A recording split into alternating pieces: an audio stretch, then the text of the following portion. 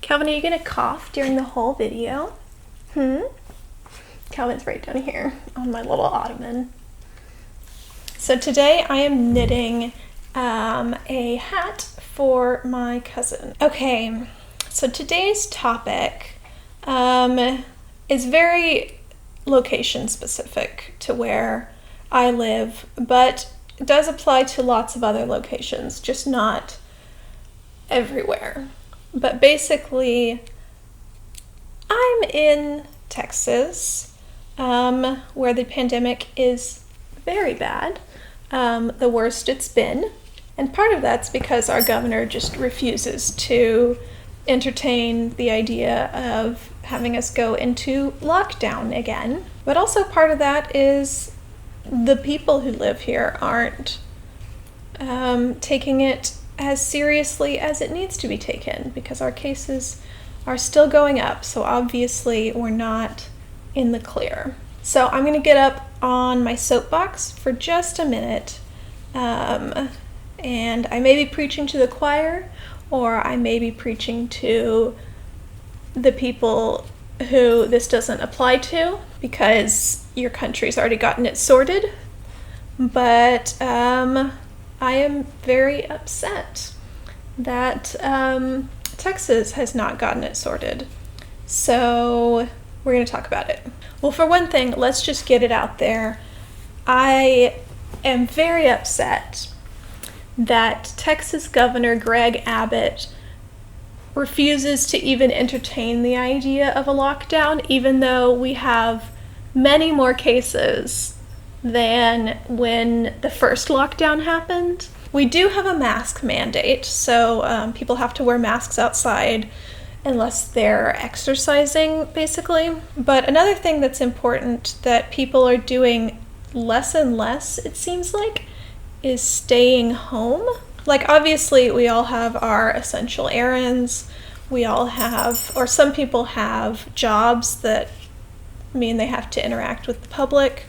And I'm not talking about those situations, but when you're not in that situation, there are still a lot of people who are kind of just acting like it's no big deal. I think that as this has gone on longer, and people are getting so tired of it, and trust me, I get it. I have only seen my friends from a distance for months, when I was used to seeing them multiple times a week. It's a very lonely time for me, and I miss being able to go out and do things.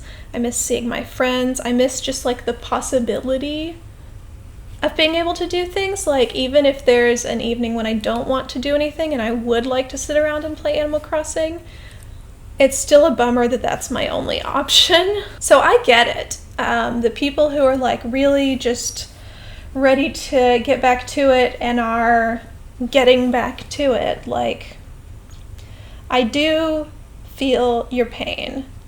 But people who are still going out and doing the things that they want to do, and are saying, I'm willing to take on this risk, I would encourage you to think beyond yourself.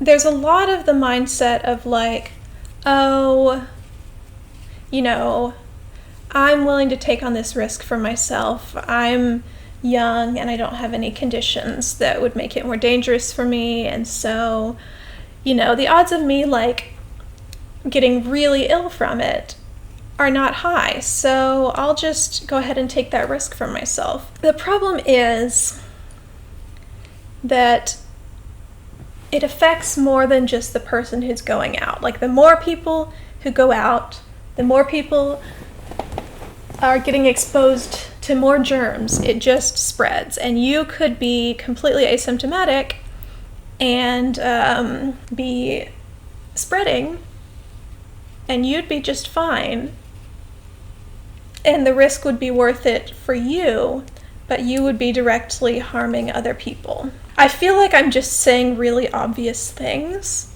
but there are so many people who are like not thinking about it in this way that I do feel like I need to say it. And also, if you're going out and saying like, oh, it probably won't get me sick, and when you're saying, oh, it only kills like people over 60 and like people with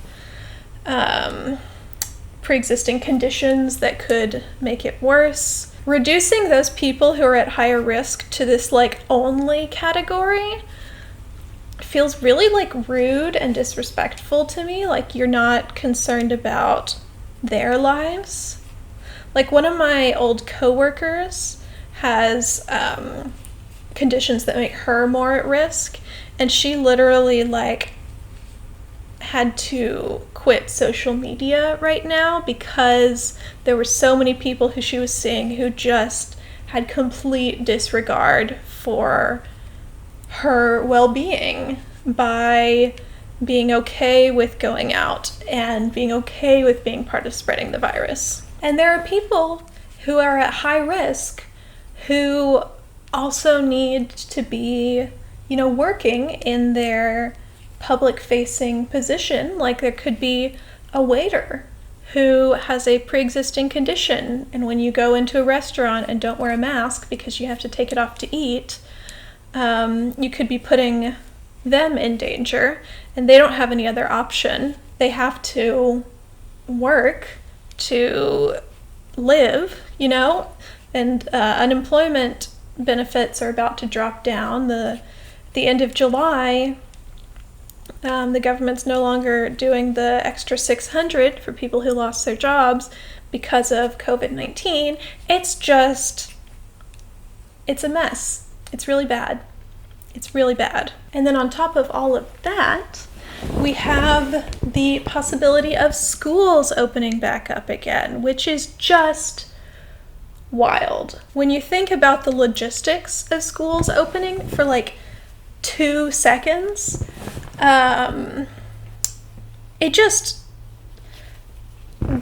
logic isn't there. It would just be a disaster. The University of Texas, my mom was telling me about this morning, they are having in-person classes in the fall, and they put out their plan of like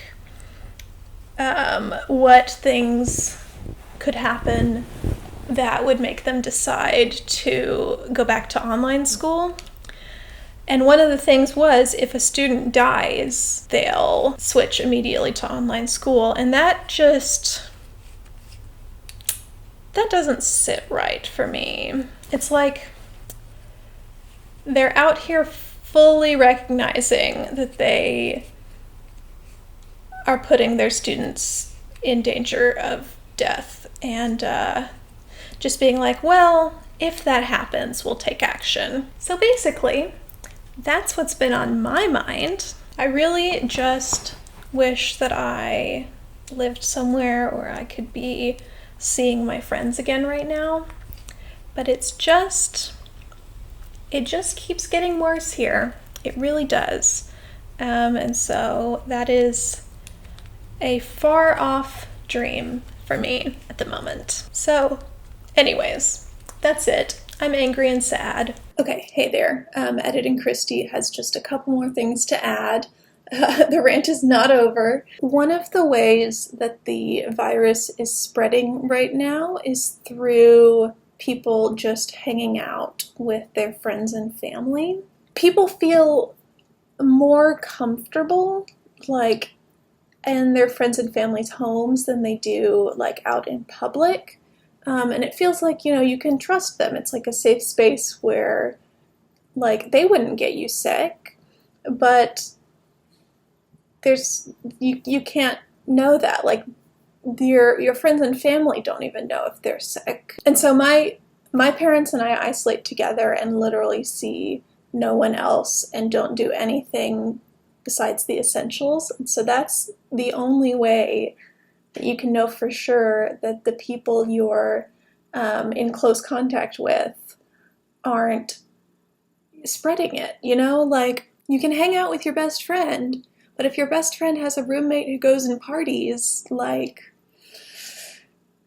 it's just, it sucks. It does. And the other thing I wanted to add is that I have gotten really frustrated with like some YouTubers and influencers who are setting like extremely bad examples for their viewers. One, I will not name names, is living in Southern California, which California is also seeing a huge rise. And she just made like casual videos, seeing a bunch of people, going to a house party. She was not showing herself wearing masks at any point, and not doing any kind of disclaimer, even to say, like, don't do what I do.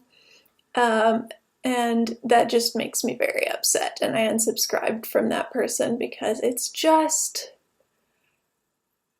you really just shouldn't be doing that. Like, it's bad for you and the people around you that this could be spreading through you, but to share it online to thousands of people,